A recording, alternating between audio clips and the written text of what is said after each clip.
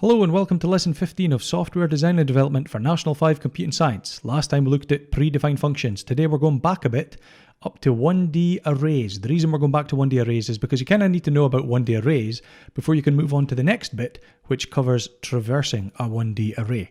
So arrays in Python are just like normal variables. I'm going to call this one var, but the good thing about them is they can store multiple values. Now we create an array in Python by using these square brackets. Open and close square brackets, that is an empty array. There's nothing in it.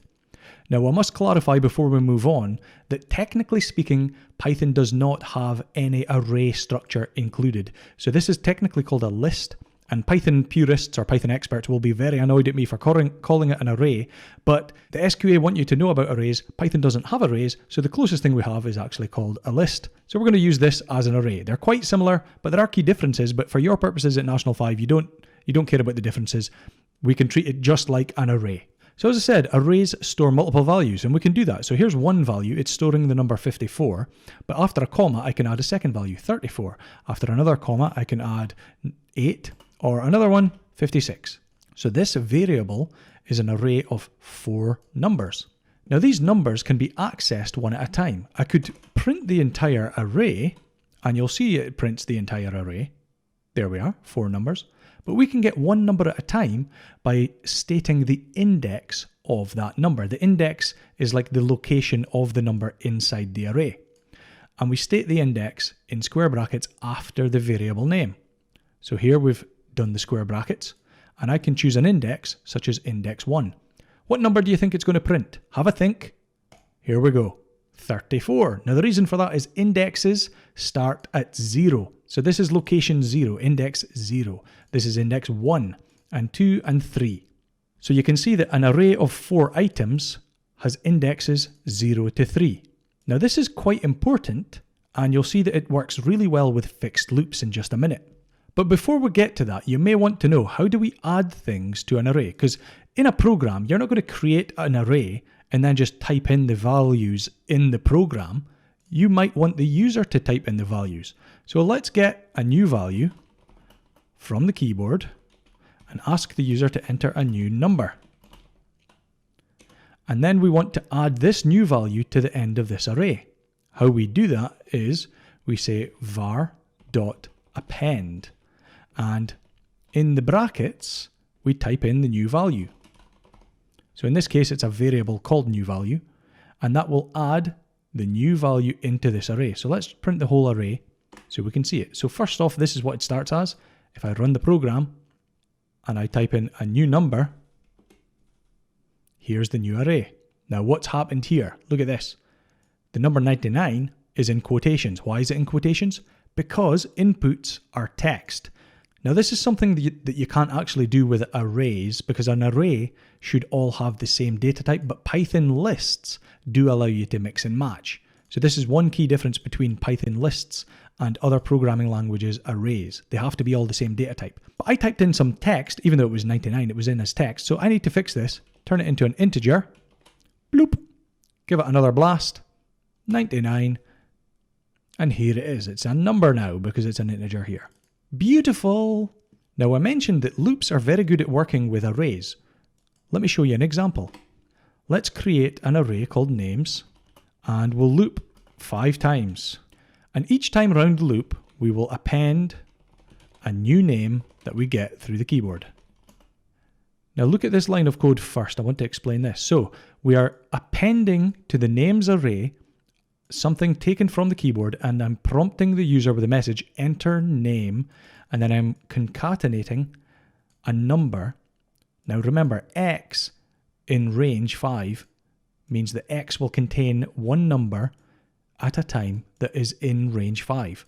Range 5 is going to be a series of numbers starting from 0 up to 1 less than 5. So 0, 1, 2, 3, 4.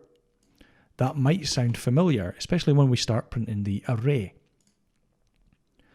So the first time around the loop, X is going to contain 0. So this will say enter name 1, because 0 plus 1 is 1.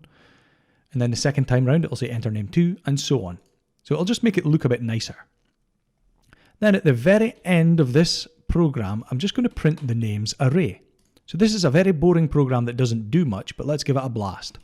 We've got Biff, Jeff, Sally, Samson, and we've got Darius. And then here is our entire array. Not bad, eh? So this is how you can get a bunch of items, a bunch of data, and append it to the end of the names array or any array. Notice that the order in which you add them, it remains the same. So we added Biff, then Jeff, then Sally, then Samson, then Darius. This is also important because not every data structure keeps the order, but arrays and Python lists, they do.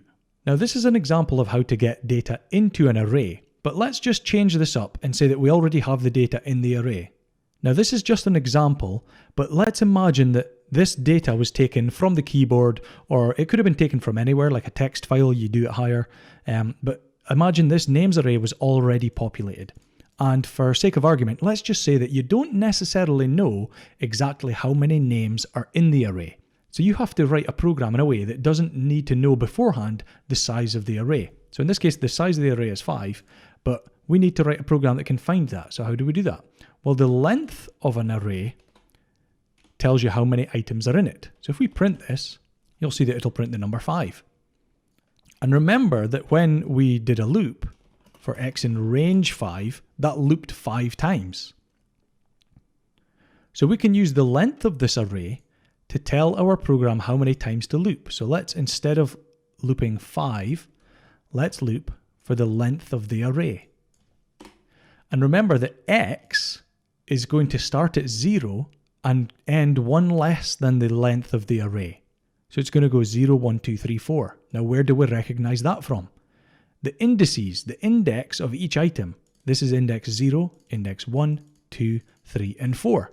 So we can use x to get each name out of this list, this array. So let's print the names at location x. Let's give it a blast. Hey, hey! Now we've actually jumped ahead a wee bit because this is traversing a 1D array. This is way down here, traversing a 1D array. We haven't got to this yet, but we're going to use this quite a lot. This is just a quick look at it, and we're going to use this quite a lot. And what we'll also do is we'll have 2 arrays, or maybe 3 or 4 arrays. We'll have multiple arrays that work in parallel. So we've got an array called names. Let's say we've got all their ages as well. Biff is 16. Jeff is 21. Sally is 21. Samson's an old guy, he's 63. And Darius is 63 as well. What we can do